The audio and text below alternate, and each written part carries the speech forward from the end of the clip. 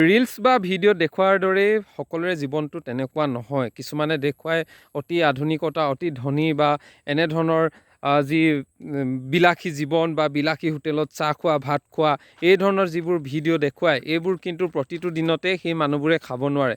কোনোবা এটা বিশেষ দিনত যায় আৰু গৈ প্ৰমোচন বা এনেধৰণৰ ভিডিঅ' বনায় বা দেখায়। কিন্তু আমাৰ একাংশ মানুহ কি হয়, ইয়াৰ পিছত পৰি এনেদৰে ধাৱমান হয় যে এইসকলে এনেধৰণৰ কাম কৰিছে, আমিও এনেদৰে আগবাঢ়িব বিচাৰোঁ আৰু আমি এনেদৰে কিছুমান লোকক ফ'ল' কৰোঁ। ফ'ল' কৰি কৰি অন্ধ হৈ পৰাৰ ফলত আমি কিন্তু ভৱিষ্যতে সমস্যাৰ সন্মুখীন হওঁ। এই সমস্যাবোৰ হৈছে এনেধৰণৰ।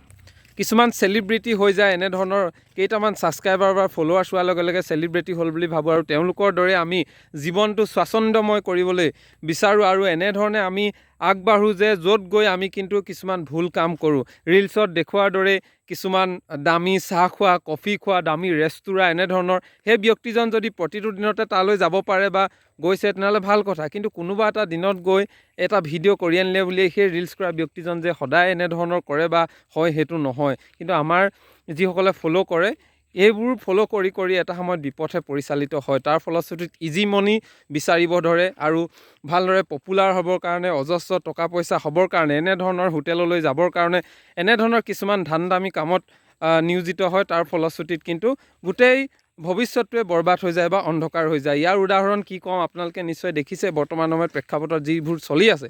সেয়েহে ৰিলছ বা ভিডিঅ' ফ'ল' কৰাৰ আগতে কিন্তু নিজে আচলতে কোনটো পথত গতি কৰিছে এই কথাটো, কোনোবা ব্যক্তিক ফ'ল' কৰাৰ আগতে নিজে আগতে কোনটো পথত গতি কৰিছে এই চোৱাটো অতিকৈ জৰুৰী।